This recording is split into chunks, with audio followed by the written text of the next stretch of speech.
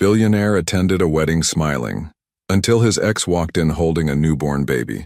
Before we begin, drop a comment telling us which city you're watching from, and once the story ends, don't forget to rate it from 0 to 10. Oh, and make sure to follow our channel for more stories like this. Now, sit back and enjoy every detail. The crystal chandeliers of the Riverside Manor cast golden light across the reception hall, illuminating faces flushed with champagne and laughter. Theo Lancaster adjusted his platinum cufflinks, his steel-gray eyes scanning the crowd with the practiced indifference of a man who had learned to keep the world at arm's length. At 35, he possessed the kind of devastating handsomeness that made heads turn. Sharp jawline, dark hair perfectly styled, and a 6'2" frame that filled his custom Tom Ford tuxedo like it was designed specifically for him. Lancaster, there you are. David Morrison, the groom, approached with his characteristic grin, still glowing from his ceremony. I was starting to think you'd bail on me. Theo's lips curved into that calculated smile he'd perfected in boardrooms across Silicon Valley. And miss watching you surrender your freedom? Never. He raised his glass of Dom Perignon. Congratulations, David. Claire looked beautiful. Thanks, man. I know weddings aren't exactly your scene these days, but it means a lot that you're here. David's expression softened slightly. I know the past couple years have been ancient history. Theo cut him off smoothly, though something flickered behind his composed mask. The divorce, the aftermath, the carefully constructed walls he'd built around himself since then. I'm exactly where I need to be. David nodded, understanding the dismissal. As CEO of one of the most successful cybersecurity firms in the country, Theo Lancaster had become a master at controlling conversations just as expertly as he controlled his business empire. Nothing touched him that he didn't allow to touch him. The orchestra began playing a soft jazz melody and couples drifted toward the dance floor. Theo found himself at the bar, ordering another champagne, not because he needed it, but because it gave his hands something to do. He surveyed the room with the detached interest of someone watching a movie. These people, with their messy emotions and vulnerable hearts, seemed to exist in a different universe from his own. Mr. Lancaster? A young server appeared at his elbow. There's someone at the entrance asking about table arrangements. The wedding planner is busy and not my problem, Theo replied without looking away from his drink. I'm just a guest. But as he spoke, something shifted in the atmosphere of the room. Conversations began to quiet and he noticed several heads turning toward the main entrance. A ripple of whispers moved through the crowd like wind through wheat. Theo felt an inexplicable chill run down his spine. Slowly, almost against his will, he turned toward the grand double doors, and his world stopped. She stood framed in the doorway like a vision from another life, one he'd spent 18 months trying to forget. Scarlet haze. Her auburn hair fell in soft waves past her shoulders, catching the light and setting it on fire. The sage-green dress she wore hugged her curves with elegant simplicity, making her pale skin seem to glow from within.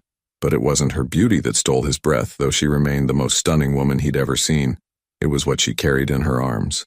A baby, 9 months old, maybe 10, with dark hair that curled at the edges and eyes that seemed to take in everything with solemn curiosity. The child wore a tiny navy blue outfit that somehow made him look both adorable and serious. Theo's champagne glass slipped from his fingers, shattering against the marble floor in a spray of crystal and liquid. The sound seemed to echo through the suddenly quiet room. The baby turned his head at the noise, and Theo found himself staring into a pair of gray eyes, his own eyes, set in a face that was unmistakably a miniature version of his own. The same strong jawline, still soft with baby fat. The same way of furrowing his brow when concentrating. Even the way the child's mouth quirked slightly to one side was achingly familiar. Scarlett's gaze found his across the crowded room, and for a moment, time suspended itself between them. Her green eyes held a mixture of defiance and something that might have been fear. She lifted her chin in that stubborn way he remembered so well, as if daring him to make a scene. Jesus Christ, David whispered beside him, having followed his stare. Is that Scarlett? Theo managed, his voice barely audible. His heart was hammering against his ribs so hard he was certain everyone could hear it. The room seemed to tilt on its axis, and he gripped the edge of the bar to steady himself. The child, his son because there was no denying it now, babbled something unintelligible and reached toward the glittering chandelier above. Scarlett smiled down at him with such tenderness that it physically hurt Theo to watch. She whispered something to the baby, who giggled and clapped his tiny hands together. I need... Theo started, then stopped. He needed what? Air? Answers? A time machine to go back 18 months and figure out where everything had gone so catastrophically wrong? Several guests were openly staring now, their whispered conversations creating a buzz of speculation. Theo could practically hear the gossip mills spinning to life. The legendary Theo Lancaster, who never showed emotion in public, standing frozen like a statue while his ex-wife introduced the world to a child he'd never known existed. Scarlett began moving through the crowd, accepting congratulations and making small talk as if she belonged here, as if she hadn't just detonated a bomb in the middle of his carefully controlled life.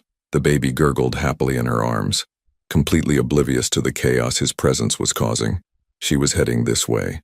What did you say to the woman who had disappeared from your life without explanation, only to reappear carrying the child you never knew you had? Theo forced himself to breathe as Scarlett approached, each step she took feeling like a countdown to an explosion he wasn't prepared for. She moved with that same graceful confidence he remembered, but there was something different about her now, a maturity, a strength that seemed to radiate from her very core. Motherhood had changed her in ways that went deeper than the physical. Theo. Her voice was steady when she finally reached him, though he caught the slight tremor beneath the surface.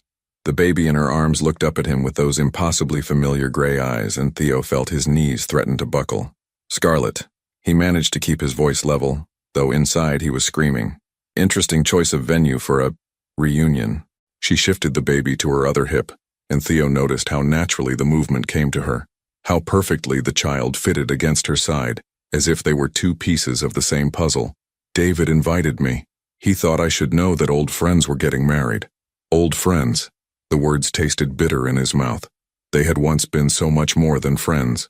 They had been everything to each other, until they weren't. The baby reached out suddenly, his tiny fingers grasping toward Theo's tie. Without thinking, Theo stepped back, and something painful flashed across Scarlett's face before she composed herself. "This is Oliver," she said quietly, adjusting the child so he faced away from Theo. "Ollie, can you wave hello?" Oliver. Theo's throat constricted. She had named him Oliver. "He's beautiful," Theo said, and meant it. The words came out rougher than he intended. "How old?" 9 months. Scarlett's green eyes met his directly, unflinching. "He was born February 14th. Theo's mind raced backward, calculating dates. February. 9 months. That meant May. Late May. Almost 18 months ago. Just before everything had fallen apart between them. Just before she had started pulling away, becoming distant and cold in ways he hadn't understood. "Valentine's Day," he said, his voice barely a whisper. "Ironic, isn't it?" There was no humor in her smile. "Love's biggest celebration, and I spent it in labor alone." The word alone hit him like a physical blow. He opened his mouth to respond, but David appeared at his shoulder, clearly sensing the tension crackling between them. "Scarlett, my God, you look incredible." David leaned in to kiss her cheek, his eyes immediately dropping to Oliver. "And this little guy. Wow, he's got the Lancaster eyes, doesn't he?" The silence that followed was deafening. Theo could feel his carefully constructed walls beginning to crack under the weight of everyone's stares. Several nearby guests had stopped their conversations entirely, clearly straining to hear every word. "David," Scarlett said gracefully, "congratulations on your wedding." Claire looked absolutely radiant during the ceremony. "Thank you. Listen, I hope you don't mind that I didn't mention to Theo that you were coming. I thought," David glanced nervously between them. "Well, I thought maybe it was time." "Time for what?" Theo's voice came out sharper than he intended, drawing more attention from nearby tables. "Maybe we should discuss this somewhere more private," Scarlett suggested, bouncing Oliver gently as he began to fuss. The baby's small whimpers seemed to pierce straight through Theo's chest. "The garden," David offered quickly. "It's quiet out there. I'll make sure you're not disturbed." Theo nodded stiffly, not trusting himself to speak. He followed Scarlett through the French doors onto the manor's terrace, hyper-aware of every whisper that followed in their wake. The cool evening air hit his face like a slap, clearing some of the fog from his mind. The garden was illuminated by strings of fairy lights, creating an almost magical atmosphere that felt completely at odds with the emotional battlefield he was about to enter. Scarlett settled onto a stone bench near a fountain, positioning Oliver on her lap so he could see the dancing water. "He likes the sound," she explained when Theo remained standing. "It calms him down." "Scarlett." Theo's voice was raw. "Is he mine?" She looked up at him then, and he saw everything in her eyes: hurt, anger, exhaustion, and something that might have been hope. What do you think? I think you disappeared from my life without a word of explanation 18 months ago. I think you're now holding a child who looks exactly like I did as a baby. And I think you just told me he was born 9 months after He couldn't finish the sentence. After we what, Theo? After we made love? You can't even say it. She stood up, holding Oliver protectively against her chest. That's exactly why I left. You left because we had sex? The words exploded out of him louder than he'd intended. Oliver startled at the sound, and Scarlett immediately began swaying to comfort him. Lower your voice, she hissed. And no, I left because you treated me like I was nothing more than a convenient arrangement. Because every time I tried to get close to you, really close, you found a way to push me away. Because I realized that you weren't capable of loving anyone except yourself. The accusation hit him like a physical blow. That's not true, isn't it? Scarlett's eyes flashed with old pain. When was the last time you told me you loved me without me saying it first? When was the last time we had a conversation about anything that mattered? When was the last time you looked at me like I was more than just another acquisition in your perfect life? Theo stared at her, his mouth opening and closing soundlessly. Because the terrible truth was, he couldn't remember. Somewhere along the way, he had stopped seeing Scarlett as the vibrant, passionate woman he'd fallen in love with, and started seeing her as just another part of his routine. I found out I was pregnant 3 days after you told me you thought we should take a break to reassess our priorities, Scarlett continued, her voice breaking slightly. 3 days, Theo. I was going to tell you, but then I realized that a baby would just be another priority for you to reassess. Oliver began to babble, reaching for his mother's hair. Scarlett smiled down at him with such pure love that Theo felt something crack inside his chest. So you just left, he said quietly. I protected us both, she corrected. I protected you from having to pretend you wanted a family, and I protected my son from growing up thinking his father saw him as an obligation. The fountain continued to bubble beside them, filling the silence with its gentle music. Theo watched Oliver's tiny fingers explore the pearl buttons on Scarlett's dress, and for the first time in 18 months, he felt something other than the cold numbness he'd wrapped around himself like armor. He felt fury, pure, burning rage at himself for being the kind of man who could drive away the best thing that had ever happened to him, for being so emotionally stunted that the woman he'd loved had felt safer raising their child alone than trusting him with the truth. I want a DNA test, he said finally. Scarlett's expression didn't change. Fine, but I'm not doing this for money, Theo. I don't want your financial support. Then what do you want? She stood up, cradling Oliver against her shoulder. The baby's eyes were drooping with sleep, and he made soft cooing sounds that seemed to echo in the quiet garden. I want you to meet your son, she said simply. I want Oliver to know who his father is. And then I want you to decide, honestly, whether you're capable of being the kind of father he deserves. Before Theo could respond, she was walking away, leaving him alone in the garden, with the scent of jasmine and the weight of 18 months' worth of missed opportunities crushing down on him. Through the French doors, he could see her rejoining the reception, accepting congratulations, and making polite conversation as if she hadn't just turned his entire world upside down. Oliver's dark head was visible over her shoulder, and even from this distance Theo could see the child's resemblance to himself, his son. He had a son, and he had absolutely no idea what to do about it. Theo didn't return to the reception. Instead, he found himself in his Aston Martin gripping the steering wheel so tightly his knuckles had turned white. The engine purred beneath him, but he made no move to drive. Through the windshield he could see guests beginning to spill out of the manor, their laughter echoing in the cool night air.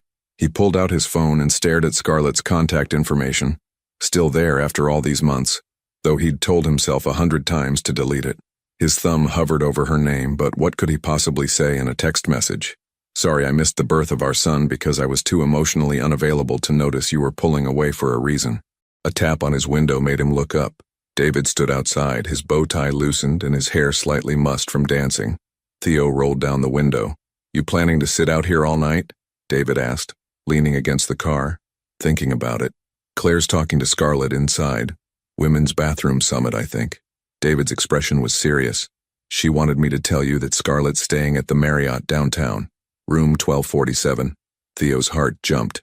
Did she ask you to tell me that? No. Claire wormed it out of her and then threatened to withhold wedding cake from me if I didn't pass it along. David paused. Look, I know this is complicated, but that kid, Theo, he's your spitting image. Even the way he grabs things with his left hand first, just like you used to do when we were roommates at Stanford. The observation hit Theo unexpectedly hard. He remembered David teasing him about being left-handed in a right-handed world, how it made him approach everything differently.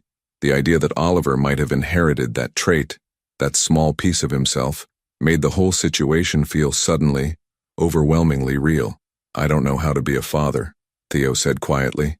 Nobody does, until they are one. But you're one hell of a problem solver when you want to be. David straightened up. The question is, do you want to be? 20 minutes later, Theo found himself standing outside room 1247 at the Marriott, his hand raised to knock but frozen in midair.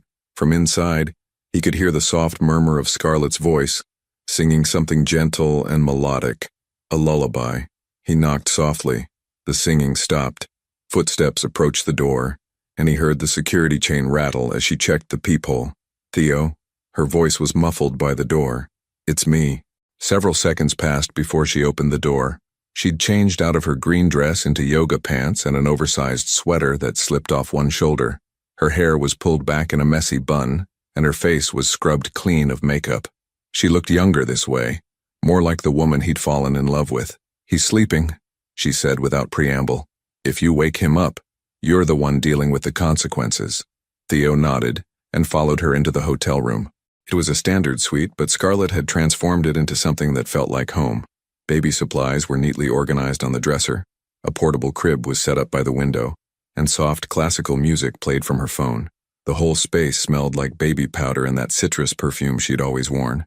Oliver lay in the crib, one tiny fist curled against his cheek, his dark lashes casting shadows on his pale skin. He was perfect. Absolutely, heartbreakingly perfect. He's a good sleeper, Scarlett said quietly, settling into the room's single armchair. Most of the time. Teething has been rough, though. Theo couldn't take his eyes off the baby. He's so small. He's actually pretty big for his age. 95th percentile for height. There was pride in her voice. Doctor says he's going to be tall like his father. The casual way she said it, like his father, made Theo's chest tighten. He moved closer to the crib, studying Oliver's sleeping face. The resemblance was undeniable, but more than that, there was something about the child that felt familiar in a way that went beyond genetics. Can I? Theo started, then stopped. Touch him? Yes. Just be gentle. Theo reached out with one finger and gently traced Oliver's tiny hand. The baby's fingers immediately curled around his, gripping with surprising strength. The contact sent an electric shock through Theo's entire system. This was his son holding on to him. He's got a strong grip, Theo whispered. Tell me about it. He grabbed my hair during the ceremony today and wouldn't let go.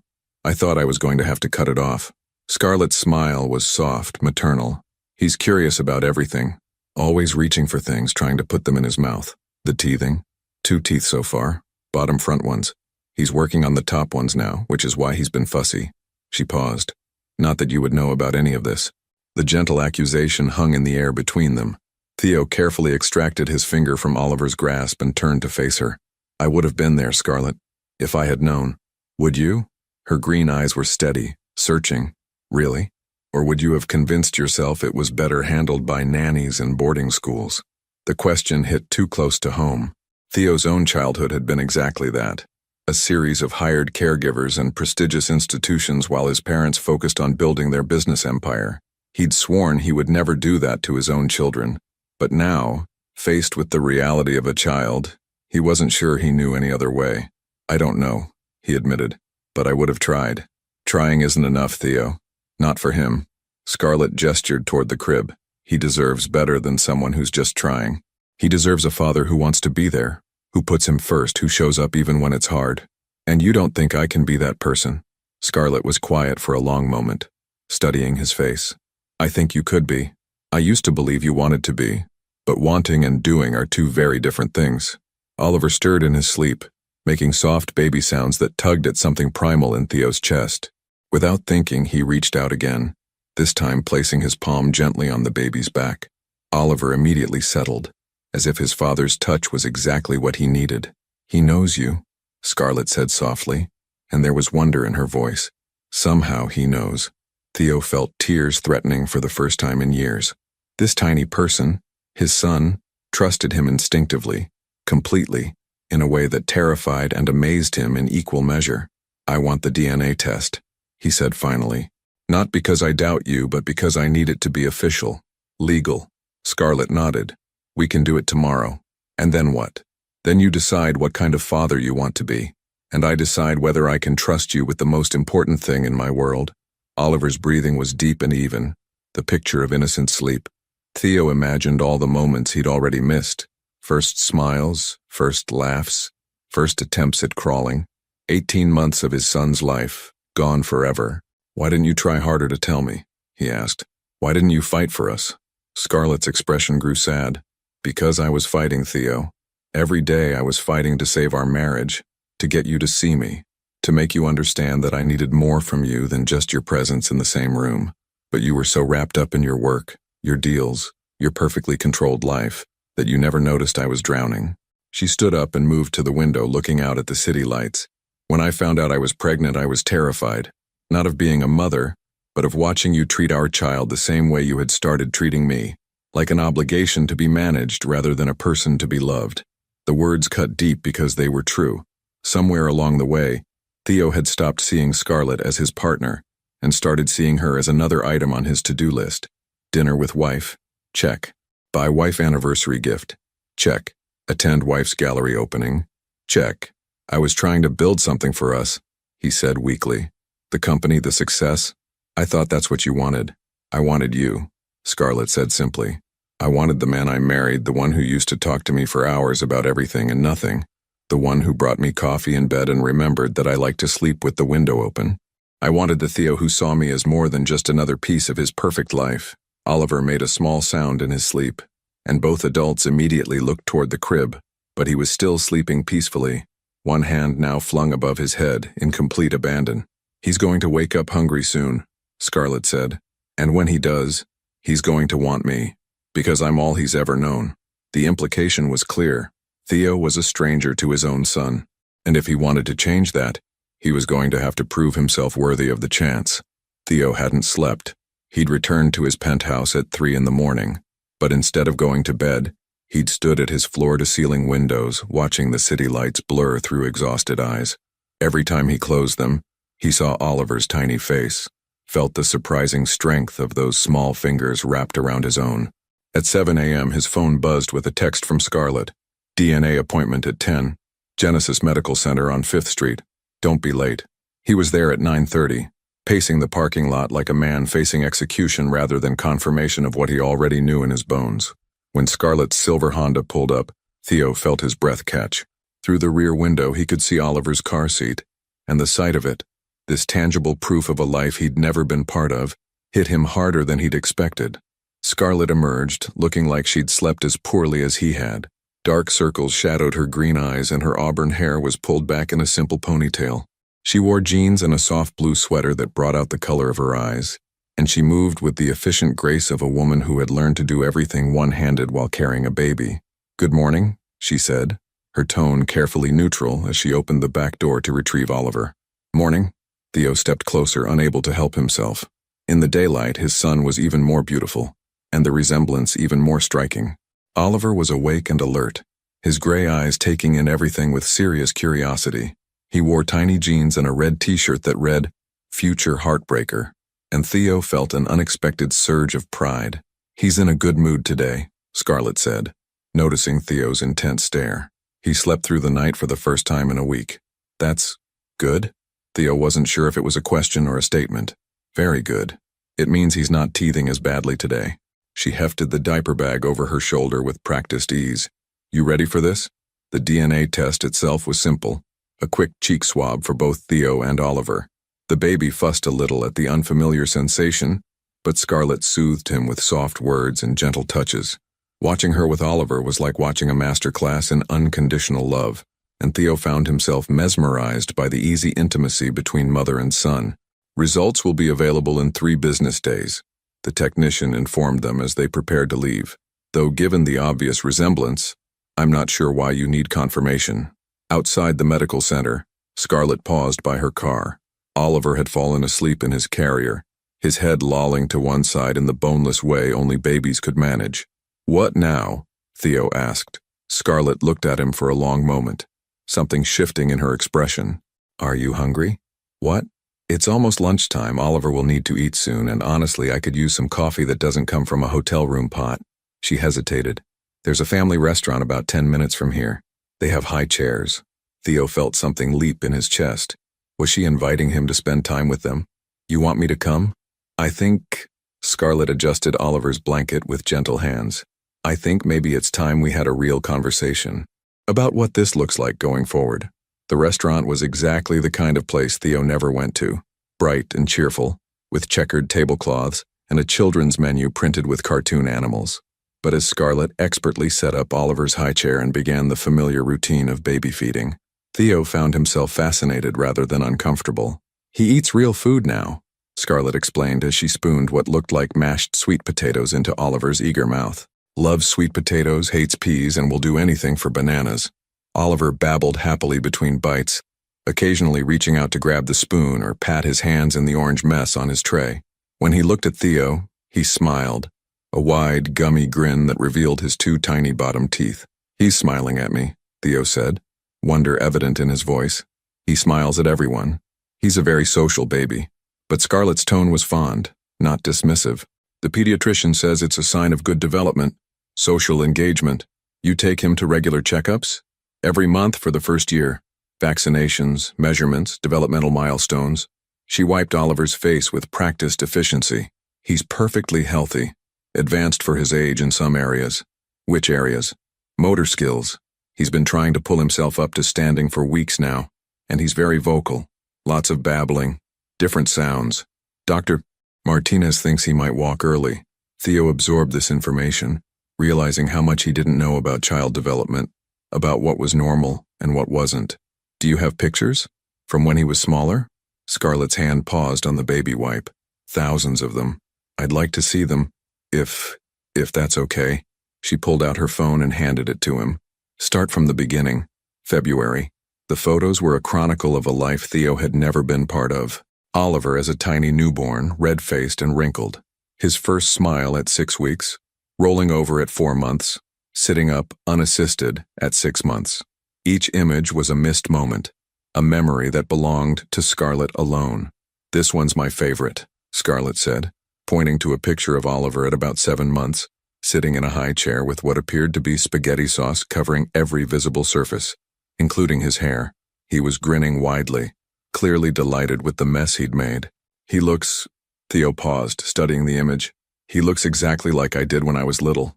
My mother has a picture of me at about the same age, covered in chocolate cake. Really? There was surprise in Scarlett's voice. I'll show you sometime. The words came out before he could stop them, and he immediately wondered if he'd overstepped. But Scarlett didn't pull away. Instead, she said quietly, I'd like that.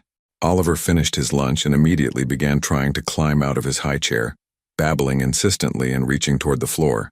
He wants down, Scarlett explained. He's at the stage where he wants to explore everything. Is that safe? In a restaurant? As long as we watch him closely. He can cruise along furniture now, holding on and walking sideways. There was pride in her voice. Want to see? She lifted Oliver out of his chair and set him on his feet next to their table. Immediately he grabbed onto the edge and began moving sideways, his chubby legs working hard to keep him upright. When he reached the corner of the table, he looked back at both adults with an expression of pure triumph. Did you see that? Theo found himself grinning. He's actually walking. Cruising, Scarlett corrected. But she was smiling too. Real walking comes next. Oliver continued his journey around the table, and when he reached Theo's chair, he stopped and looked up. Without hesitation, he let go of the table and reached both arms toward Theo. He wants you to pick him up, Scarlett said softly. Theo's heart began racing. I don't know how. Support his chest with one hand, his bottom with the other. He's sturdier than he looks. With careful, reverent movements, Theo lifted his son for the first time. Oliver was warm and solid in his arms, heavier than he'd expected but perfectly sized to fit against his chest. The baby immediately grabbed onto Theo's tie, examining it with intense concentration. He likes patterns, Scarlett observed. Your tie has a geometric design. Everything is geometric to him right now, isn't it? Theo said, adjusting his hold as Oliver squirmed to get a better grip on the silk. The whole world is new. Every day is a discovery. Scarlett's voice was soft, and when Theo looked at her, he saw something that might have been hope in her eyes. Yesterday he figured out how to clap. The day before he learned that if he drops his toy, someone will pick it up for him. Oliver chose that moment to release Theo's tie and pat his face with both hands, babbling what sounded almost like words. The contact was electric, soft baby palms against his cheeks, tiny fingers exploring his features with fearless curiosity. Da-da-da-da, Oliver said clearly, still patting Theo's face. The restaurant seemed to go silent around them. Theo felt his breath catch in his throat. Did he just... It's babbling, Scarlett said quickly. He says dada and mama, but he doesn't know what they mean yet. It's just sounds to him. But even as she said it, Oliver looked directly at Theo and repeated, da-da-da, with what seemed like intentional recognition. For the first time in 18 months, Theo Lancaster, billionaire, CEO, master of his own carefully controlled universe, felt like he was exactly where he belonged. 3 days later, Theo was in the middle of a board meeting when his phone buzzed with an unknown number. He normally would have ignored it, but something made him glance at the screen. The area code was local. "Excuse me for a moment," he said to the 12 executives seated around his conference table, stepping out into the hallway to take the call. "Mr. Lancaster, this is Dr. Martinez at Children's Hospital. I have Scarlett Hayes listed as Oliver Hayes Lancaster's mother, and you as his father. Is that correct?" Theo's blood turned to ice. "Yes. What's wrong? What happened?" Oliver was brought to the emergency room about an hour ago with a high fever and difficulty breathing. "We're running tests now, but I wanted to notify both parents immediately." The phone nearly slipped from Theo's hands. "Is he... How bad is it?" "We're taking excellent care of him, Mr. Lancaster. But you should come in as soon as possible." Theo was moving before he'd even hung up the phone, grabbing his jacket and car keys while barking instructions to his assistant about canceling the rest of his day. The drive to Children's Hospital passed in a blur of traffic lights and mounting panic. He found Scarlett in the pediatric emergency waiting room, curled in a plastic chair with tear-streaked cheeks and trembling hands. She looked smaller than he'd ever seen her, fragile and scared in a way that made his chest ache. "Scarlett," he was beside her in 2 strides, his hand automatically reaching for her shoulder. "What happened?" "He woke up from his nap burning up," she said, her voice hoarse from crying. "His temperature was 104 and he was breathing so fast and he wouldn't stop crying, Theo. He's never cried like that." "Where is he now?" "They took him back for chest x-rays and blood work." "Doctor Martinez thinks it might be pneumonia." Fresh tears spilled down her cheeks. "He's so little, and he looked so scared when they took him away from me." Without thinking, Theo pulled her into his arms. She stiffened for just a moment before collapsing against his chest, her shoulders shaking with suppressed sobs. He held her tightly, one hand stroking her hair, murmuring reassurances he wasn't sure he believed himself. "He's going to be okay," he said fiercely. "He's strong, Scarlett. Look how strong he was when he grabbed my finger the other night." "You don't understand," she whispered against his shirt. "I've never been away from him when he was sick. He doesn't know these people, and they keep poking him with needles, and he just wants his mama." The raw pain in her voice broke something inside Theo. This was what single motherhood looked like, carrying the weight of every fear, every worry, every middle-of-the-night crisis completely alone. For 9 months, Scarlett had been the only person in the world who could comfort their son, and now even she couldn't make this better. "Mr. Lancaster? Ms. Hayes?" A woman in scrubs approached them. "I'm Dr. Martinez. You can see Oliver now." They followed her through a maze of corridors to a small room where Oliver lay in a crib that looked enormous around his small form. He was connected to several monitors, an IV line taped to his tiny hand, and an oxygen cannula under his nose. But his eyes were open, and when he saw Scarlett, he immediately reached for her with a weak cry. "Mama's here, baby," Scarlett whispered, carefully lifting him so as not to disturb his medical equipment. "Mama's here." Oliver settled immediately against her chest, his breathing still labored but his cries subsiding to soft whimpers. Theo watched, feeling utterly helpless and more terrified than he'd ever been in his life. "The good news is that it's not pneumonia," Dr. Martinez said, checking the monitors. "It appears to be a severe case of respiratory syncytial virus, RSV. Very common in babies his age, but it can be serious." "How serious?" Theo asked, his voice rougher than he intended. "In most cases, with proper treatment, babies recover completely, but Oliver's quite young and his fever is concerning. We want to keep him overnight for observation and IV fluids." "Overnight?" Scarlett's voice was small. I can stay with him, right? Of course. We have a fold-out chair that converts to a bed. Though I should warn you, it's not particularly comfortable. I don't care about comfortable, Scarlett said immediately.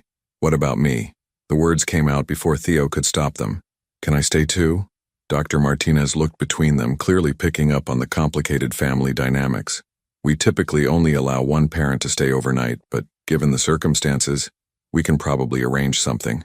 After the doctor left, Scarlett settled into the chair beside Oliver's crib, still holding him against her chest. The baby's breathing was easier now, but he remained listless and feverish, nothing like the energetic child Theo had met 3 days ago.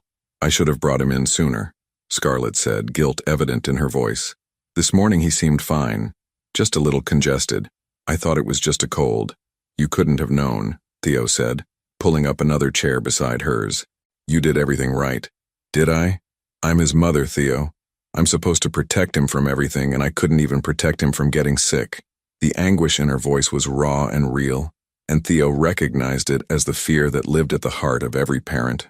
The terrible responsibility of loving someone so completely that their pain became your own. Look at me, he said gently, waiting until her green eyes met his. You are an incredible mother. Oliver is healthy and happy and loved because of you. This isn't your fault. She studied his face as if searching for something. When did you become so good at this? At what? Knowing what to say. Being here. She gestured helplessly. Being a partner. The word hit him like a physical blow. Partner. When they were married, he'd never been her partner. Not really. He'd been her husband in name, but he'd never shared the weight of their life together. Never stepped up when things got difficult. I'm learning, he said simply. Oliver stirred in Scarlett's arms, making soft, distressed sounds. She immediately began rocking gently, humming a lullaby under her breath, but the baby continued to fuss, his small face scrunched up with discomfort. Here, Theo said, surprising himself. Let me try. Scarlett hesitated for a moment, then carefully transferred Oliver to his arms. The baby felt warm and fragile, his breathing still too fast against Theo's chest. But instead of crying harder, Oliver turned his face toward Theo's shirt and settled with a soft sigh. He knows you, Scarlett said softly, echoing her words from the hotel room. Even feeling awful, he knows you're his daddy. Theo looked down at his son. His son, the DNA results had confirmed it officially yesterday, and felt something shift permanently in his chest. This wasn't about proving himself anymore, or making amends for past mistakes. This was about love, pure and simple. Love for this small person who trusted him completely, and for the woman who had carried the burden of that love alone for too long. I want to help, he said quietly. Not just with this, with everything. I want to be here for the 3 a.m. feedings and the teething and the first steps and the skinned knees. I want to be the kind of father he deserves. Scarlett's eyes filled with fresh tears, but these seemed different, hopeful, rather than fearful. And what about us, she asked. What about you and me? Oliver chose that moment to grab onto Theo's shirt with one small fist, making a sound that might have been contentment. Outside the hospital room window, the sun was setting, painting the sky in shades of pink and gold. I don't know, Theo said honestly, but I know I want to find out. For the first time in 18 months, the silence between them felt like possibility rather than an ending. The hospital at night was a different world. The bright fluorescent lights had been dimmed to a soft amber glow, and the constant bustle of daytime had given way to the quiet efficiency of the night shift. Oliver had finally fallen into a restless sleep around 9 p.m., his small chest rising and falling with the effort of breathing through congested lungs. Theo had refused to leave. When visiting hours ended, he'd simply informed the nursing staff that he wasn't going anywhere, and something in his tone had discouraged argument. Now he sat in an uncomfortable plastic chair beside Scarlett's makeshift bed, watching over his family as they slept. Scarlett had fought exhaustion for hours, jerking awake every time Oliver made the smallest sound. But eventually, her body had surrendered to the emotional toll of the day, and she'd curled up on the narrow fold-out chair, with one hand still resting on Oliver's back through the crib rails. At midnight, Oliver's fever spiked again. Theo noticed the change immediately, the way the baby's breathing became more labored, the flush that spread across his pale cheeks. He pressed the call button before Oliver's distressed whimpers could wake Scarlett. His temperature's up to 103.8, the night nurse confirmed after checking the monitors. We'll give him some medication, but it's normal for fevers to spike at night with RSV. Is he going to be okay? Theo asked quietly, his eyes never leaving Oliver's face. He's responding well to treatment. The oxygen levels are stable and his hydration is improving. She adjusted the IV drip with practiced efficiency. Are you the father? Yes. First child? Theo felt a stab of guilt. Yes and no, it's complicated. The nurse, her name tag read Jennifer, gave him a knowing look. Hospital rooms have a way of uncomplicating things. Nothing matters except the little one getting better. She was right. Sitting here in the dark, watching Oliver fight through his illness, all the complex history between him and Scarlett seemed to fade into irrelevance. There was only this moment, this child, this overwhelming need to protect and heal. Around 2 a.m., Oliver woke crying, weak, miserable sobs that tore at Theo's heart. Scarlett stirred immediately, but Theo was already on his feet. I've got him, he whispered, carefully lifting Oliver from the crib. Go back to sleep. I should. Scarlett started to protest. You've been taking care of him alone for 9 months, Theo said gently. Let me take one night shift. Oliver's cries intensified at first, his small body rigid with distress. But Theo began walking slowly around the small room, swaying slightly the way he'd seen Scarlett do, and gradually the baby's sobs subsided into hiccuping whimpers. It's okay, buddy, Theo murmured against Oliver's hair. Daddy's here. I know you don't feel good, but you're going to get better. I promise. The words felt strange and wonderful in his mouth. Daddy. He was somebody's daddy now, and that tiny person was depending on him to make everything better. Oliver's fever-bright eyes focused on Theo's face with serious concentration, as if trying to understand who this man was and why he felt so safe in his arms. Slowly, his small fist uncurled and came to rest against Theo's chest, right over his heart. That's right, Theo whispered. Just rest. I've got you. From the fold-out bed, he heard Scarlett's soft voice. You're a natural at this. He looked over to find her awake, watching them with an expression he couldn't quite read. I don't feel natural. I feel terrified. Good. That means you care. She sat up, pushing her hair back from her face. The first few months I was convinced I was going to break him somehow. Every little sound he made I thought it meant something was wrong. How did you do it? Theo asked, still swaying gently as Oliver's breathing began to even out. All those nights alone, all those fears? I figured it out as I went along. What else could I do? Her voice was matter of fact, but Theo heard the underlying strength in it. When it's just you and him, you don't have the luxury of falling apart. Oliver made a soft sound and turned his face more fully against Theo's chest, seeking comfort. The gesture was so trusting, so completely vulnerable, that Theo felt his throat tighten with emotion. I'm sorry, he said quietly, for not being here, for not being the kind of man you could trust with this. Scarlett was quiet for a long moment. When she spoke, her voice was soft. You're here now. Is that enough? Can it be enough? I don't know yet, she said honestly. But watching you with him tonight, it's a start. They fell into comfortable silence, the only sounds Oliver's slightly congested breathing and the soft beeping of monitors. Theo continued his slow circuit of the room, and gradually he felt Oliver's body relax completely against him. The baby's breathing deepened, and his small hand unclenched from Theo's shirt. He's asleep, Scarlett observed. Should I put him back in the crib? Not yet. Sometimes when they're sick like this, they sleep better being held. The warmth and heartbeat are comforting. So Theo kept walking, kept swaying, kept whispering soft reassurances to his sleeping son. Outside the window, the city sparkled in the darkness. But inside the small hospital room, his entire world had contracted to the weight of 9 months of love in his arms. Theo? Scarlett's voice was drowsy. Yeah? When I was in labor with him, I kept thinking about you, wondering if you would have wanted to be there, if you would have held my hand through the contractions. The admission hit him like a physical blow. I would have, he said fiercely. I would have moved heaven and earth to be there. I know that now. She shifted on the narrow bed, trying to get comfortable. I was so angry for so long, but watching you tonight, I think maybe I was wrong about some things. What things? I thought you didn't want a family because you didn't want the complications, but maybe you just didn't know how to want one. Oliver stirred slightly in his arms, making soft baby sounds before settling again. Theo adjusted his hold, marveling at how perfectly his son fit against his chest. My father was never around when I was sick, Theo said quietly. Business trips, important meetings. My mother would sit with me sometimes, but mostly it was nannies.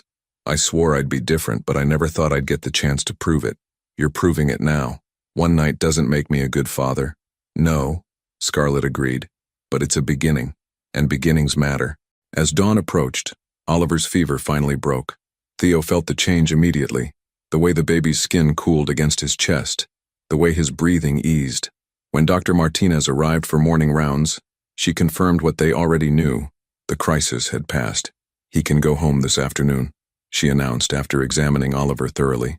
Continue the medications for a few more days, lots of fluids, and follow up with his regular pediatrician early next week. Home. Theo realized with a start that he didn't know where home was for Oliver and Scarlett. The hotel room had just been temporary, and he'd never asked where they'd been living for the past 18 months. Where will you take him? He asked as they gathered Oliver's things. Scarlett paused, enfolding the baby's clothes. I have an apartment across town. It's small, but it's ours. I'd like to see it, Theo said. I'd like to see where he lives. She studied his face for a moment, then nodded. Okay, you can follow us home. Home. The word had a different meaning now, and as Theo watched Scarlett carefully buckle Oliver into his car seat, he realized that home wasn't a place anymore. Home was wherever his family was. Scarlett's apartment was nothing like what Theo had expected. Tucked into a tree-lined neighborhood about 20 minutes from downtown, the small two-bedroom unit was warm and inviting in ways his sterile penthouse had never been. Every corner showed evidence of a life lived with love and intention. Framed photos of Oliver at various stages, children's books stacked on shelves, toys organized in colorful baskets. It's not much, Scarlett said, settling Oliver into his playpen with practiced ease. The baby was still recovering, content to sit quietly with his favorite stuffed elephant, but his color was much better, and his breathing had returned to normal. It's perfect, Theo said, and meant it. The living room walls were painted a soft sage green, and afternoon sunlight streamed through sheer curtains, making everything glow with warmth. It feels like a home. I wanted Oliver to have stability, somewhere that was just ours. Scarlett moved to the kitchen, which was separated from the living room by a breakfast bar. Can I get you something to drink? Coffee? That would be great. Theo wandered around the living room while she prepared coffee, taking in the details of their life. A growth chart marked with careful measurements hung on the wall next to the kitchen. Photos chronicled Oliver's first 9 months, his first smile, sitting up alone, attempting to crawl. In every picture, Scarlett looked radiant despite the exhaustion that Theo now recognized as the constant companion of new motherhood. He loves that elephant, Scarlett said, nodding toward Oliver, who was now chewing contentedly on the toy's ear. It was the first thing I bought him when I found out I was pregnant. I used to hold it against my stomach and talk to him. What did you tell him? Everything. How excited I was to meet him. How much I already loved him. She handed Theo a mug of coffee. How sorry I was that his daddy didn't know about him yet. The casual mention of those early days hit Theo harder than he'd expected. While he'd been focused on quarterly reports and board meetings, Scarlett had been building a relationship with their unborn child, preparing for motherhood completely alone. I wish you had told me, he said quietly. I tried to, in my own way. Do you remember the dinner where I said I had something important to discuss with you? Theo's memory stirred uncomfortably. That was the night the Jakarta deal fell through. I had to leave early for a conference call. I was going to tell you then. I'd been practicing what to say for days. Scarlett's smile was sad. But when you left without even asking what I'd wanted to talk about, I realized that whatever was happening at your office would always be more important than anything happening in our marriage. That's not... Theo started, then stopped. Because it was true. He'd prioritized work over everything else, including the woman he'd claimed to love. Before he could respond, there was a sharp knock at the apartment door. Scarlett frowned, glancing at the clock.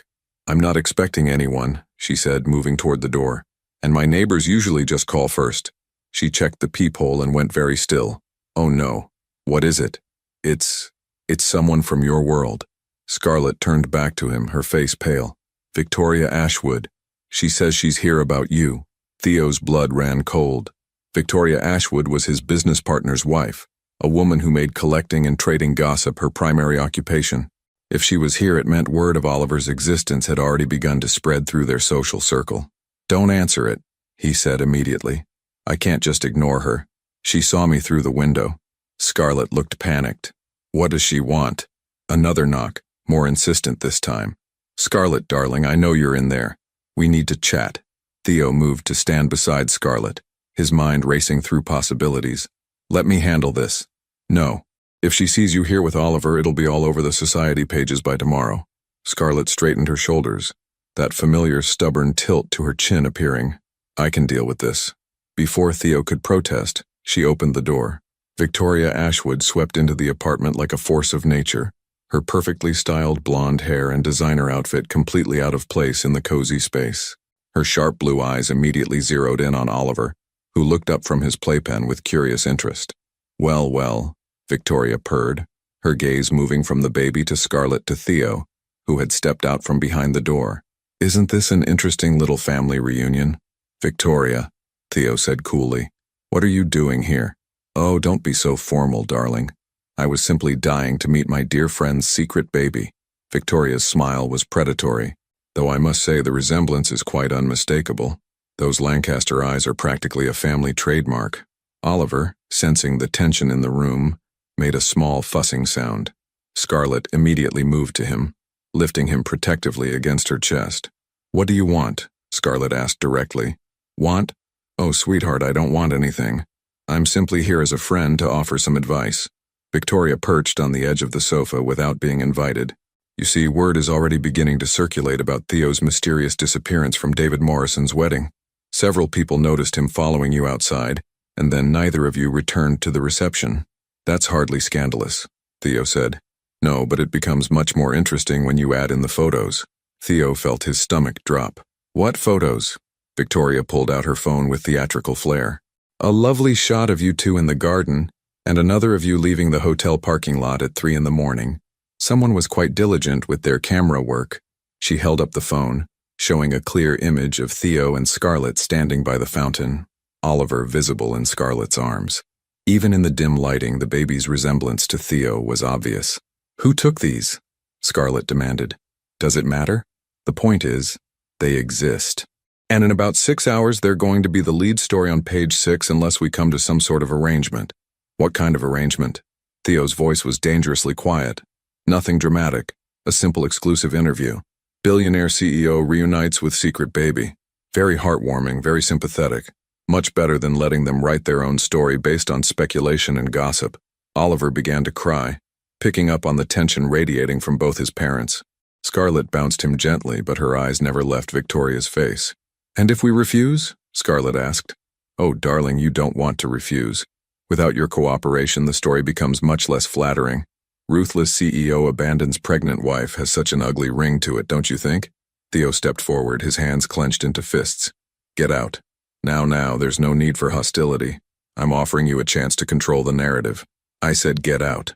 Theo's voice was deadly calm, the same tone he used in boardrooms when someone had crossed a line they couldn't uncross. And if those photos see the light of day, I'll make sure you and your husband never work in this city again. Victoria's smile faltered slightly, but she recovered quickly. You're making a mistake, Theo. This story is coming out whether you cooperate or not. At least this way, you get to be the heroes instead of the villains. She stood, smoothing her skirt with elaborate calm. I'll give you until tomorrow morning to reconsider. Think about what's best for that beautiful baby. Think about what kind of world you want him growing up in. After she left, the apartment felt poisoned by her presence. Oliver continued to cry, and Scarlett looked close to tears herself. This is exactly what I was afraid of, she said, her voice breaking. I didn't want him exposed to this world, to people like her. Theo reached for Oliver, and this time Scarlett didn't hesitate to hand him over. The baby settled immediately against his father's chest, his cries subsiding to soft hiccups.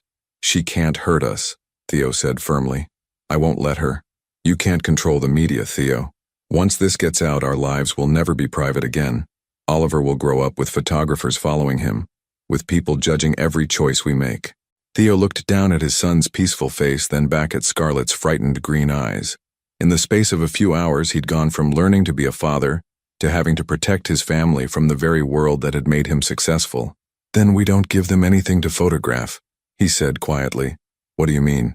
I mean we disappear. Tonight, before those photos can be published. Scarlett stared at him.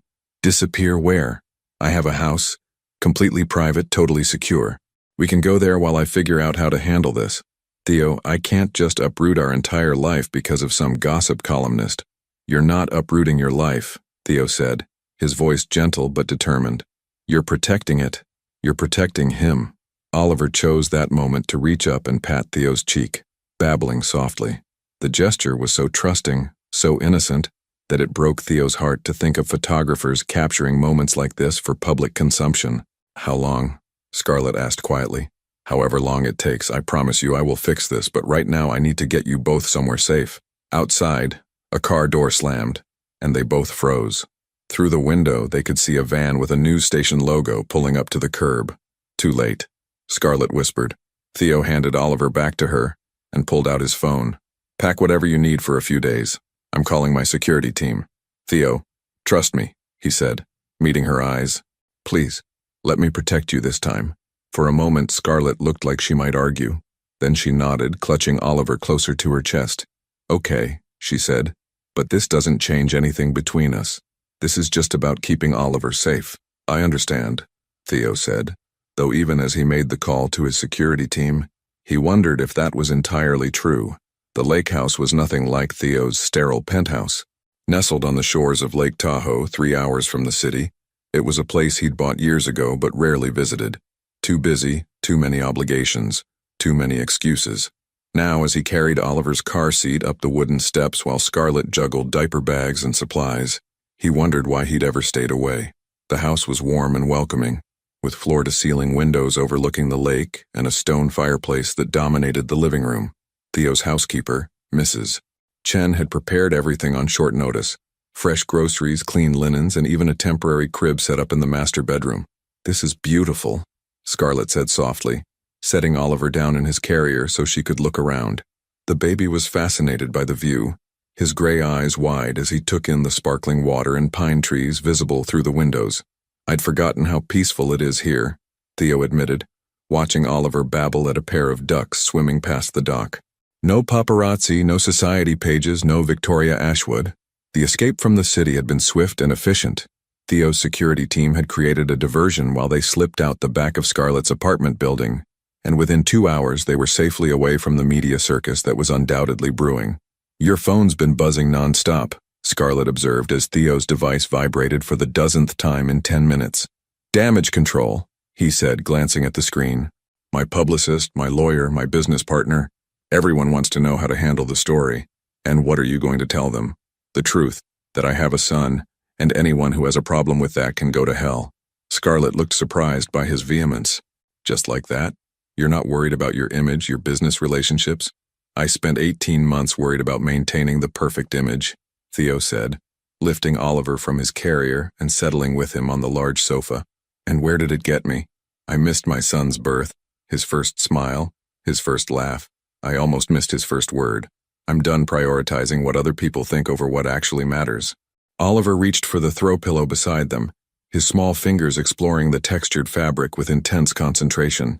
Theo watched, marveling at how everything was still new and fascinating to his son. What was his first word? Theo asked. Really? Mama, Scarlett said with a soft smile. At 7 months, he said it clear as day while I was making dinner and I started crying right there in the kitchen. I'm sorry I missed it. You're here for what comes next, she said quietly. That's what matters. They settled into an easy routine over the next few hours. Scarlett gave Oliver a bath in the large master bathroom sink, while Theo watched, asking questions about everything. How warm should the water be? Why did babies need special soap? Was it normal for Oliver to splash so enthusiastically that water ended up everywhere? He loves bath time, Scarlett explained, laughing as Oliver slapped the water with both hands, soaking the front of her shirt. It's one of his favorite parts of the day. Can I try? Theo asked hesitantly. Of course. Just support his back and neck and don't worry if he splashes. It means he's happy. Theo's hands shook slightly as he took over, but Oliver seemed completely comfortable with the transition. In fact, he seemed delighted to have a new audience for his water acrobatics, grinning widely as he sent droplets flying in every direction. Look at that smile, Theo breathed, completely enchanted. He's showing off for me. He's a little performer, Scarlett agreed. Yesterday he figured out how to blow raspberries, and now he does it constantly because he likes the way adults react. As if on cue, Oliver pursed his tiny lips and blew, sending bubbles and water droplets everywhere. Theo laughed. a genuine surprised sound that seemed to delight the baby even more. After bath time, they moved to the living room for Oliver's bedtime routine. Scarlett had packed his favorite books, and Theo found himself reading Goodnight Moon, while Oliver sat in his lap, turning pages with clumsy enthusiasm. "He knows this book by heart," Scarlett said from her spot on the opposite end of the sofa. "Watch his face when you get to the part about the mittens."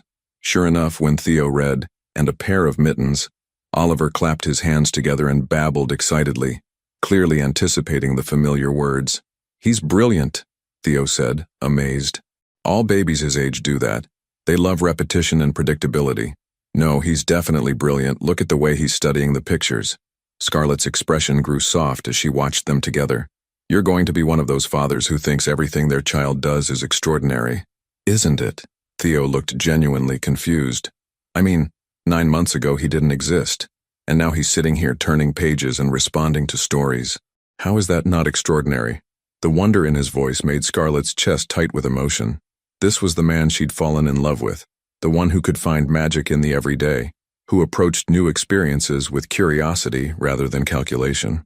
Oliver's eyelids began to droop as the story continued, and by the time they reached goodnight noises everywhere, he was fast asleep against Theo's chest. "Should I put him in the crib?" Theo whispered. "In a few minutes. He likes to be held for a little while after he falls asleep. Something about the heartbeat and breathing, it keeps him calm." So they sat in comfortable silence, Oliver sleeping peacefully between them, while the lake lapped gently against the shore outside. The only sounds were the soft crackle of the fire Theo had built, and the occasional sleepy sigh from their son. "This feels surreal," Scarlett said quietly. "Yesterday morning I was a single mother worried about making rent, and now I'm hiding from paparazzi in a house that probably costs more than I make in 5 years. You don't have to worry about making rent anymore," Theo said carefully. "I want to help support you both. I told you, I don't want your money. It's not about what you want. It's about what Oliver needs. And what he needs is security and stability." Scarlett was quiet for a moment, considering. What happens when this media storm dies down? What happens when we go back to the real world? "I don't know," Theo admitted. "But I know I don't want to go back to the way things were. I don't want to be the kind of father who sees his son on weekends and holidays. I want to be part of his everyday life. And what about us? What about you and me?" The question hung in the air between them. Oliver stirred slightly in his sleep, one small hand curling around Theo's shirt. "I know I don't deserve another chance," Theo said slowly. "I know I failed you as a husband, and I know trust doesn't come back overnight. But I also know that sitting here with you and Oliver feels more like home than anywhere I've ever been." Scarlett studied his face in the firelight. "You hurt me, Theo. Deeply. When I left, I truly believed you'd be relieved not to have to deal with me anymore. I was an idiot. A selfish, workaholic idiot who took the best thing in his life for granted." "You were," she agreed quietly. "But watching you with Oliver these past few days, maybe people can change. I want to try. I want to be the man you needed me to be 2 years ago." Oliver made a soft sleeping sound, and they both looked down at him automatically, their parental instincts already perfectly synchronized. "What if we take it slow?" Scarlett said eventually. "What if we see if we can be good co-parents first and worry about the rest later?" "I'll take whatever you're willing to give me," Theo said honestly. "Even if it means living in the same space for a while, being around each other every day." Theo's heart jumped. "You'd consider that?" "I'd consider a lot of things I wouldn't have considered a week ago." Scarlett reached over and gently touched Oliver's hair. "He needs his father, and maybe I need to see who you've become." Outside, a loon called across the water, its haunting song echoing in the darkness. Inside the warm circle of lamplight, 3 people who were learning to be a family sat together, and for the first time in 18 months, the future felt full of possibility, rather than regret. But even as they talked about taking things slow, neither of them noticed the way their hands had somehow found each other on the sofa cushion between them, fingers intertwined as naturally as if no time had passed at all. 3 days at the lake house had felt like a different lifetime. Theo had discovered the simple joy of morning feedings, the satisfaction of making Oliver laugh with silly faces, and the profound peace of watching his son sleep. For the first time in years, he'd slept past 6 a.m., woken without immediately checking his phone, and spent entire hours focused on nothing but the present moment. Scarlett had begun to relax around him, the defensive walls she'd built slowly coming down as she watched him embrace fatherhood with genuine enthusiasm. They'd fallen into an easy rhythm, taking turns with Oliver's care, cooking simple meals together, talking late into the night after the baby was asleep. But on Thursday morning, their peaceful bubble burst. Theo's phone rang at 7 a.m. with a call from his lawyer, Harrison Mitchell. The urgency in Harrison's voice cut through the morning quiet like a blade. "Theo, we have a problem. A big one." "What kind of problem?" Theo stepped out onto the deck, not wanting to wake Scarlett and Oliver.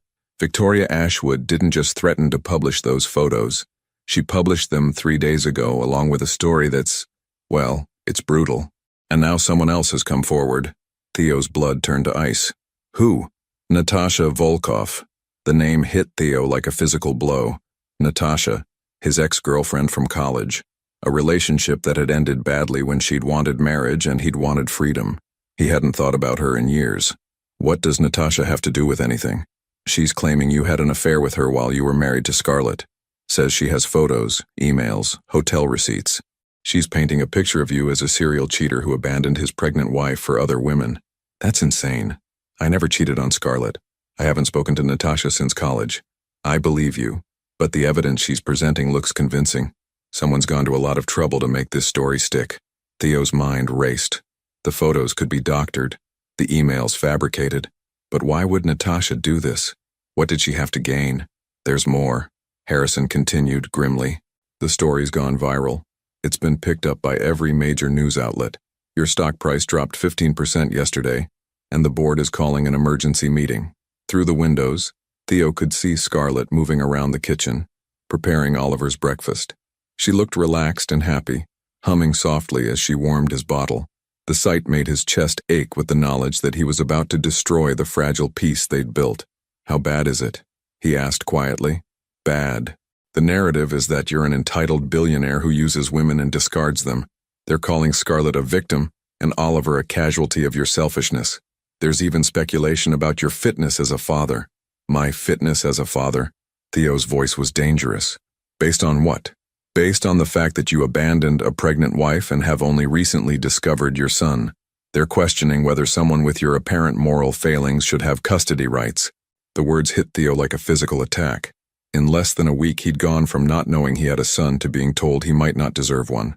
What do? We fight. But Theo, this is going to get ugly.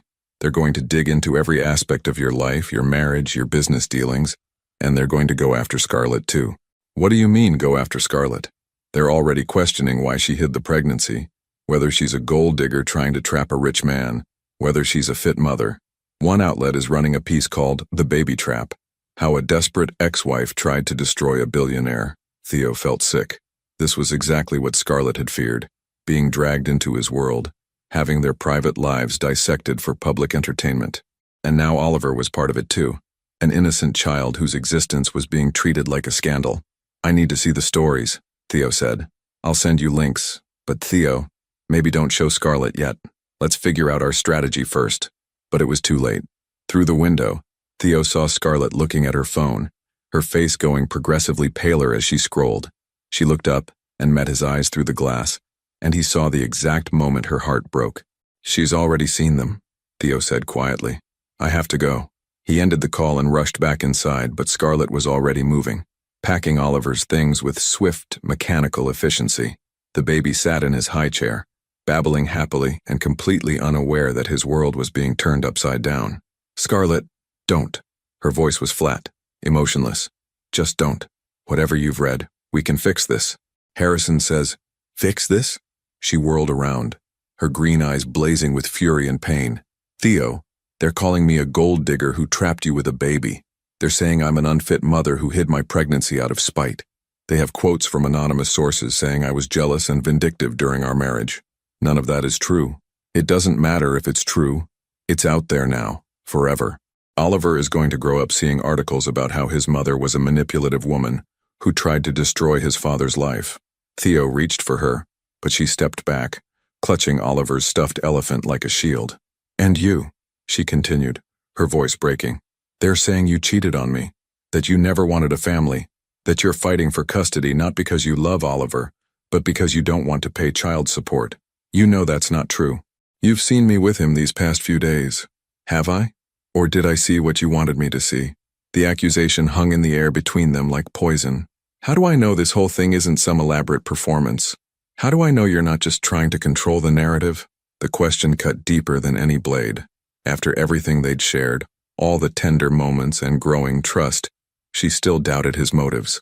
Because I love him, Theo said fiercely. Because I love you. Because for the first time in my life I understand what it means to have something worth fighting for. Scarlett stared at him, tears streaming down her face. You love me? Now? After 18 months of silence, after all of this chaos? Now you say you love me? I never stopped loving you. I was just too stupid and proud to fight for you when it mattered. Oliver began to cry, sensing the tension in the room. Scarlett immediately went to him, lifting him from his high chair and holding him against her chest. The sight of them together, his whole world, the family he'd just found, made Theo's chest ache with desperate fear. I'm taking Oliver and going home, Scarlett said quietly. This is your home. We're your family. No, Theo. This was a fantasy. A beautiful, impossible fantasy where we could pretend the outside world didn't exist. She gestured toward her phone, which was still buzzing with notifications. But it does exist. And I won't let my son grow up in the middle of this circus. Running away won't make it stop. Maybe not. But staying here, pretending we can be a happy family while the world tears us apart, that will definitely destroy us.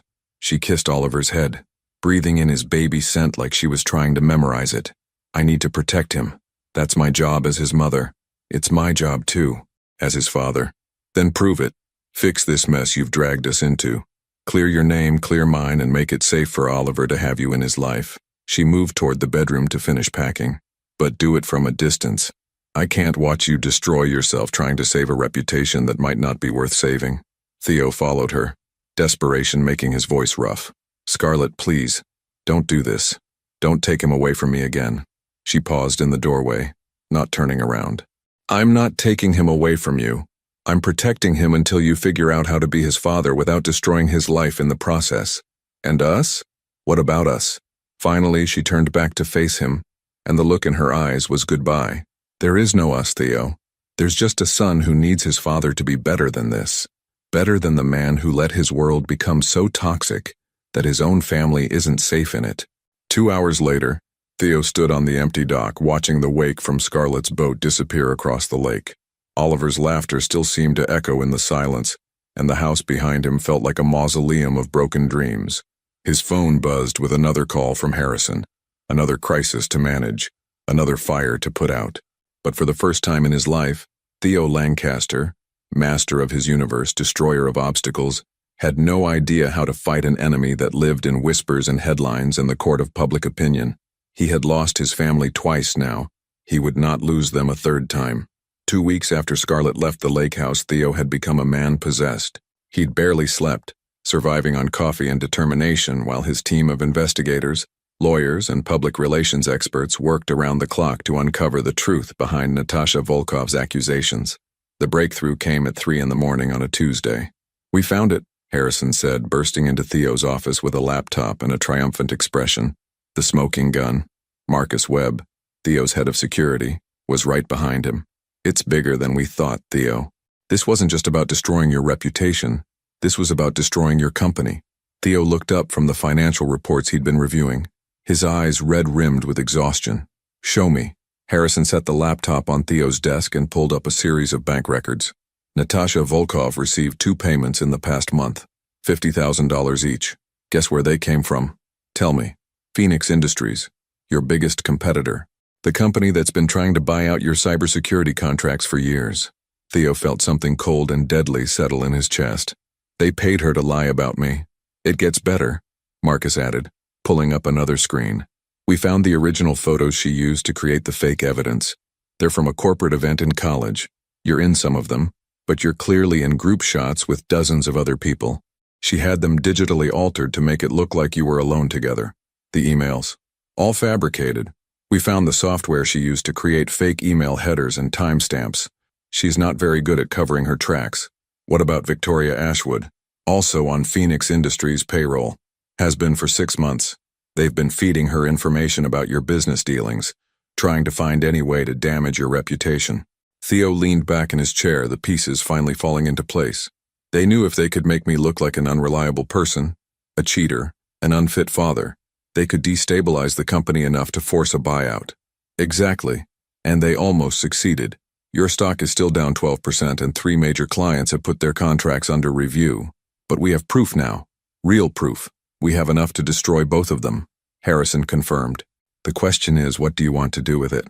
For the first time in 2 weeks, Theo smiled. It wasn't a pleasant smile. I want to call a press conference. 3 hours later, Theo stood behind a podium in the ballroom of the Meridian Hotel, facing a room packed with reporters, cameras, and the very people who had been tearing his life apart for weeks. He wore his best suit, his hair was perfectly styled, and his expression was the calm, controlled mask he'd perfected in boardrooms around the world. But inside, he was thinking of Oliver's laugh and Scarlett's tears and the family he'd lost twice because of lies and manipulation. "Ladies and gentlemen," he began, his voice carrying clearly through the room. 2 weeks ago, my life was turned upside down by accusations that painted me as an unfaithful husband, an unfit father. Today I'm here to set the record straight. The room erupted with questions, but Theo held up a hand for silence. "I will take questions after I've said what I came here to say. But first, I need you to understand something about the woman you've been calling a gold digger and a manipulator. Scarlett Hayes is the strongest, most honorable person I know. She raised our son alone for 9 months not because she wanted to trap me or hurt me, but because I had shown her that I wasn't capable of being the partner and father they deserved." He paused, letting that sink in. The failure of our marriage wasn't her fault, it was mine. I was so focused on building an empire that I forgot to build a life. I was so concerned with appearing successful that I became a terrible husband, and when she needed me most, I wasn't there. In the crowd he spotted Victoria Ashwood, her face pale and furious. Good, let her sweat. But this press conference isn't about my personal failings. It's about the systematic campaign of lies that has been orchestrated against my family by people who wanted to destroy my company and my reputation. Harrison stepped forward and handed Theo a folder. "Natasha Volkov, the woman who accused me of having an affair with her during my marriage, was paid $100,000 by Phoenix Industries to fabricate evidence against me. The photographs she provided were digitally altered. The emails were created using software designed to produce fake evidence. The hotel receipts were forged.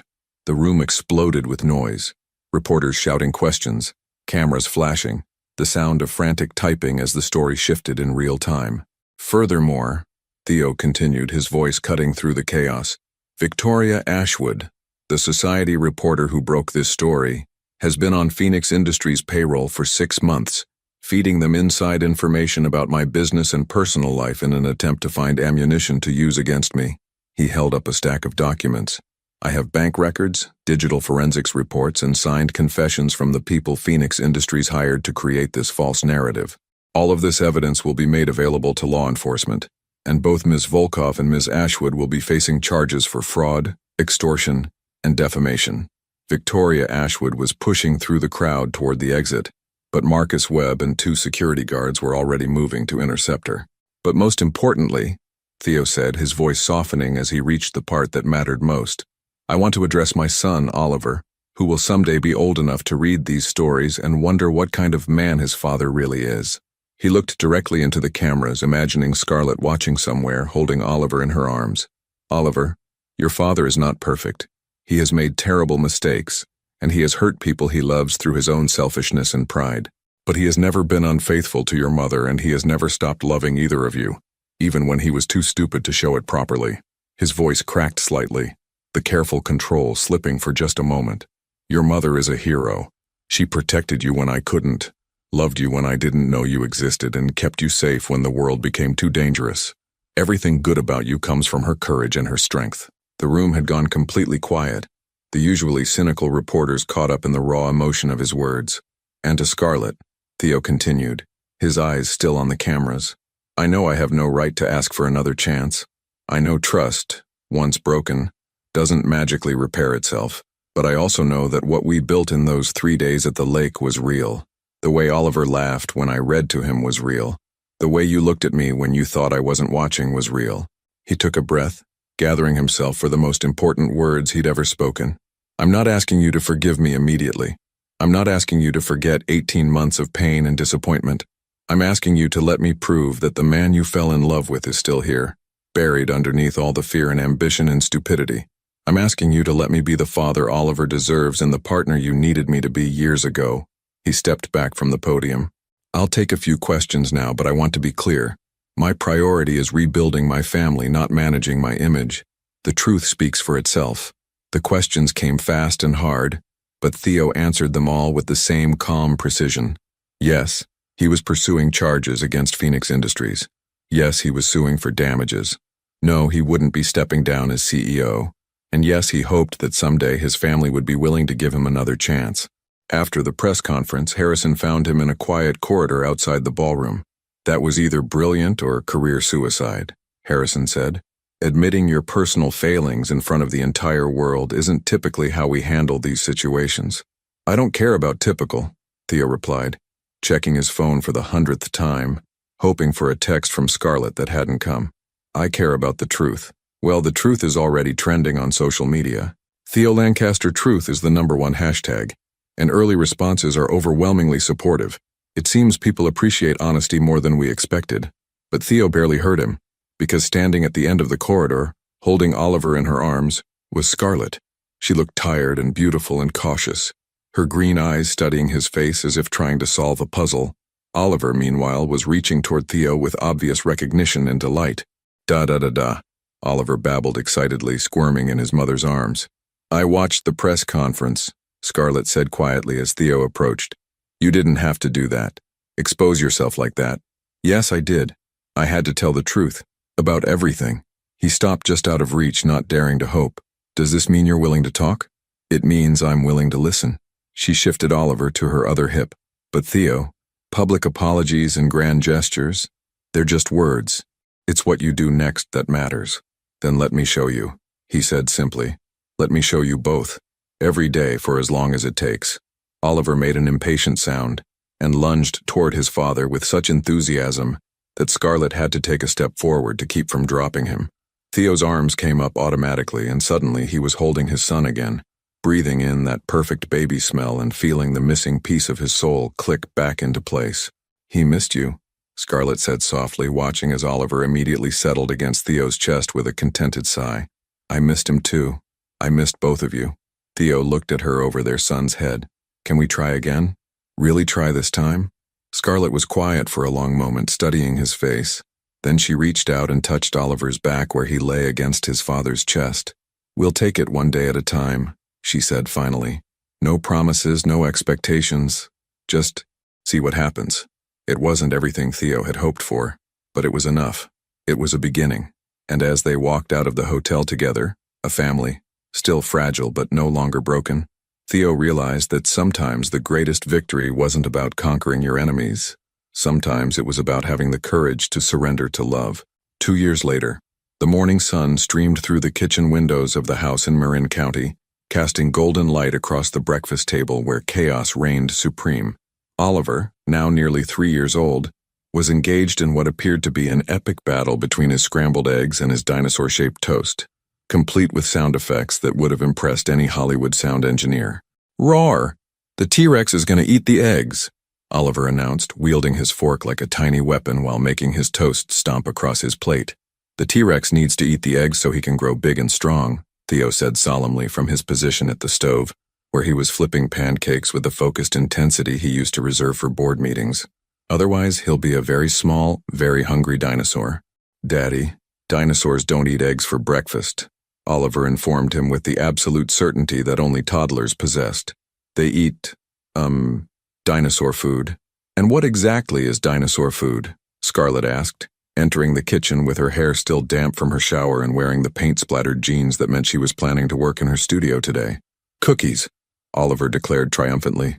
"And ice cream, and chocolate." "Well, that explains why all the dinosaurs died out," Theo said seriously, transferring perfectly golden pancakes to a plate. "Too much sugar, not enough vegetables." Oliver considered this with the gravity of a philosopher contemplating the meaning of life. Then he dutifully took a bite of his eggs. Scarlett kissed the top of Oliver's head, then moved to the coffee maker, her daily ritual that Theo had learned to respect and protect. She wasn't fully human until that first cup, a fact that had taken him embarrassingly long to understand during their marriage, but which he now guarded like a sacred truth. "Sleep okay?" she asked as Theo handed her a steaming mug prepared exactly the way she liked it. One sugar, splash of cream stirred counterclockwise because Oliver had declared that was the magic way, and somehow it had stuck. Better than okay, Theo replied, his voice soft with contentment. I love Saturday mornings. It had taken them 18 months to get here, to this easy domestic rhythm, to Saturday mornings that felt like gifts rather than obligations. The path back to each other hadn't been smooth or quick. There had been couples therapy sessions where they'd both cried, family therapy sessions where they'd learned to communicate without defensiveness, and countless conversations late into the night after Oliver was asleep. Theo had moved out of his sterile penthouse and into a guest house on the property they'd bought together 6 months ago, close enough to be part of Oliver's daily life, far enough away that Scarlett had space to trust him gradually. He'd restructured his entire company, promoting trusted lieutenants and building in redundancies so that he was never again the single point of failure that kept him from his family. Mama, can we go to the park today? Oliver asked, having apparently reached a peace treaty with his breakfast. I want to show the ducks my new truck. After you finish eating and we clean up, Scarlett said, settling into her chair beside him. And after Daddy finishes his pancakes. Daddy makes good pancakes, Oliver announced as if this was breaking news. Better than the restaurant ones. That's because Daddy practices a lot, Theo said, joining them at the table with his own plate. Remember what we learned about practicing? Practice makes, Oliver screwed up his face in concentration. Perfect? Scarlett suggested. Practice makes perfect. Oliver cheered, then immediately began dismantling his pancakes to build what appeared to be a fortress. Like when Daddy practiced reading stories and now he does all the voices. Theo caught Scarlett's eye across the table and she smiled. One of those soft, surprised smiles that still had the power to stop his heart. He'd been practicing a lot more than bedtime stories. He'd been practicing patience, practicing presence, practicing the art of putting his family first not just when it was convenient but when it was hard. Speaking of practice, Scarlett said, her tone carefully casual, I have something to tell you both. Something in her voice made Theo look up sharply. Oliver, oblivious to any undercurrents, continued his architectural endeavors with his breakfast. What is it? Theo asked. Scarlett's hand moved unconsciously to her stomach and Theo's breath caught. She'd been tired lately, sleeping more than usual, and there had been morning sickness that she'd attributed to a stomach bug. I'm pregnant, she said quietly, her green eyes searching his face for his reaction. The kitchen went completely silent except for Oliver's humming as he continued to play with his food. Theo felt the world tilt on its axis in the best possible way. Pregnant, he repeated, as if testing the word. About 8 weeks according to the doctor. I found out yesterday. Scarlett's voice was steady, but he could see the vulnerability in her eyes. I wanted to tell you right away, but I also wanted to make sure. Theo was up and around the table before she could finish the sentence, pulling her into his arms and burying his face in her hair. She smelled like citrus shampoo and hope, and he held her tight enough that she could probably feel his heart hammering against his chest. Are you happy? She whispered against his ear. Happy? Theo pulled back to look at her, cupping her face in his hands. Scarlett, I'm terrified and ecstatic and grateful and about a dozen other emotions I don't have names for. Terrified? Terrified that I'll mess it up again. Terrified that I'll let work take over, or that I'll fail you when you need me most. Or that I'll miss something important because I'm too focused on the wrong things. Scarlett's eyes softened. Theo, you drive Oliver to daycare every Tuesday and Thursday so I can have studio time. You haven't missed a single doctor's appointment or parent-teacher conference. You turned down the Tokyo contract because it would have meant 3 weeks away from us. You're not the same man you were 2 years ago. What's pregnant mean? Oliver piped up from his chair, apparently having decided that the adult conversation was more interesting than his pancake fortress. Theo and Scarlett looked at each other, then at their son, who was regarding them with curious gray eyes that were still so much like his father's. It means, Scarlett said carefully, moving back to her chair and pulling Oliver into her lap, that you're going to be a big brother. There's a baby growing in Mama's tummy. Oliver's eyes went wide. A real baby? Like a little baby? A real baby, Theo confirmed, settling back into his chair but keeping one hand on Scarlett's arm, as if he needed the physical contact to prove this was really happening. Can I teach the baby about dinosaurs? Oliver asked seriously. Absolutely, Scarlett laughed. The baby will need to know all about dinosaurs, and trucks, and how to make pancake castles, and how to skip rocks at the lake. Oliver was getting more excited with each item on his list. All of those things, Theo agreed, his voice thick with emotion. You're going to be the best big brother.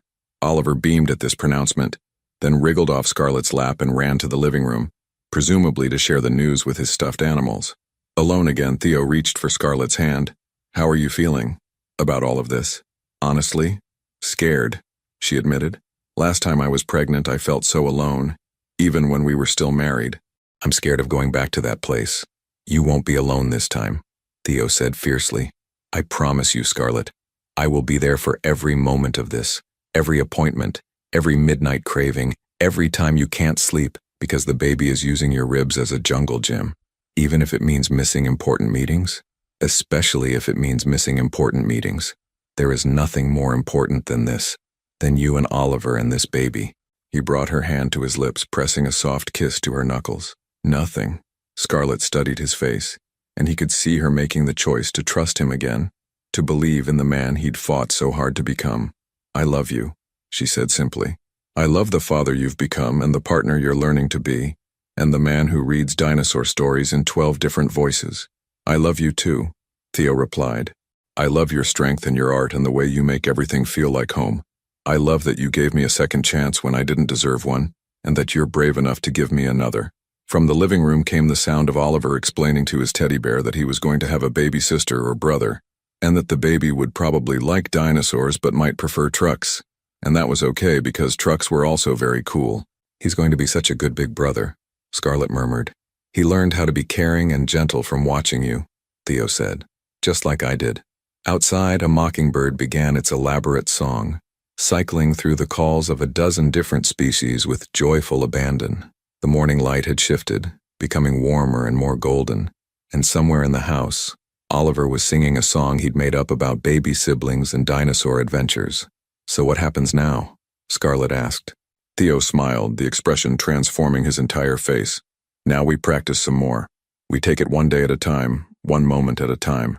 We build something beautiful and messy and real. No more running away when things get difficult.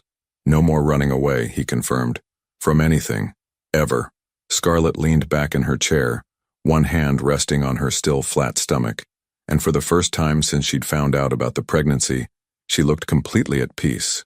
I can live with that, she said softly.